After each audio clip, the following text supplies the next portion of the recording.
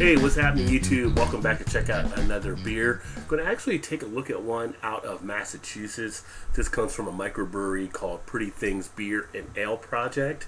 And this is actually their Meadowlark IPA. Just picked this up recently. Have not had them before, so looking forward to seeing how this one actually tastes and plays out. Comes in at an ABV of 7%. And it comes in at 85 IBU, so we should be getting some pretty good hops out of this one. Not really that familiar with them, so I was caught, the artwork caught my eye, which led me to go ahead and grab the bottle. It was a special deal, so figured why not take a look, and that's how you learn more about beers, is getting out there and experimenting some. Looking forward to really trying it out. Go ahead and get it open and get it into a glass. Now for this, I'm actually using a newer glass I just received. This is actually a glass that's designed for IPA type beers, so don't know if it'll affect it as much or if that's just the hype, but we'll see here. There are some things with certain glassware that help the beer to bring out more of the flavors and the aroma, so figured I'd give this glass a shot. So there we go, we get it into the glass. Now it actually poured out probably about more of a 3 to 4 finger head. I probably could have poured a little bit slower than I actually did, but you can see how the head has come out on this one. Nice golden yellow color as I put it to the light. Lots of nice lively carbonation taking place. Very appealing looking beer. Do like the appearance. Do have some cloudiness in place as well, so probably about 75-80% cloudy. Don't know if you can make out any of the bubbles there. Doesn't look like they're coming through as well on the camera, but really a nice amount of lively carbonation taking place. Go ahead and see how it smells. Wow, so like most American IPAs, the first thing you should know is kind of that floral citrus coming off the glass. I'm sorry, coming off the beer, and that's actually what happens with this one. Get big notes of grapefruit, kind of an orange citrus in the background behind it. And of course with the hops, I am getting some of that earthiness, some of that pineness from the hops that were used here. Now I don't see what hops were used on any of the information. If I happen to find that out, I'll let you know in the description as well. But nice floral hops set in the background. Taking a look at the head has a very nice rockiness to it.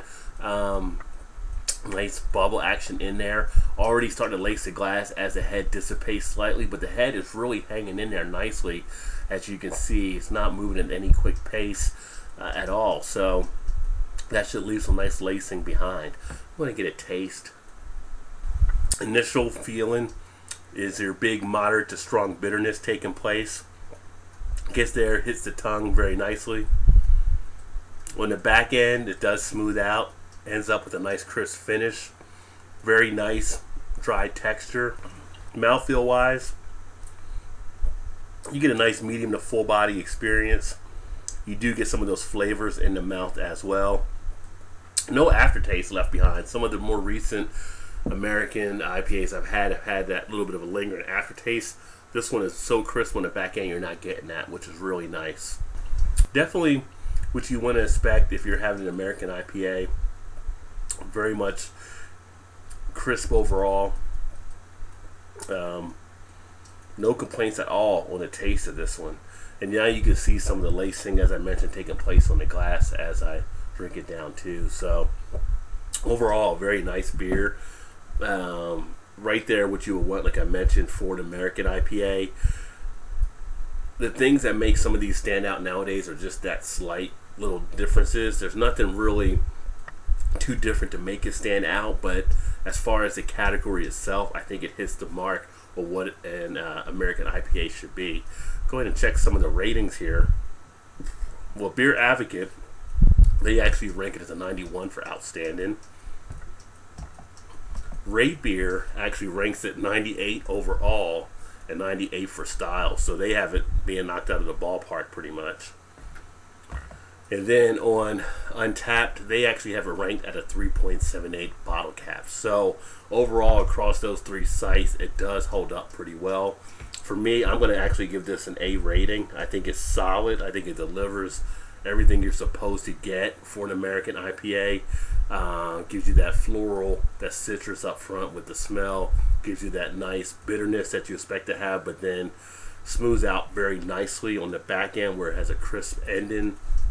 And of course, not much play with that astringency, so it gets rid of that as well. And of course, as I mentioned, the lacing, it leaves a nice appearance overall. With American IPAs, you usually have that little bit of a cloudiness in the beer, but with the lacing on top and the head itself, a nice white head, plays out perfectly for what I would expect to have. So definitely an A for me. If you've had this one before, let me know what you think. Like I said, it's the first time I've had it. I would definitely buy this more. Pretty Things Beer and Ale Project out of Somerville, Massachusetts. And it is, again, an American IPA. So if you've had it, put some notes in the comment section so I can get your feedback on it as well.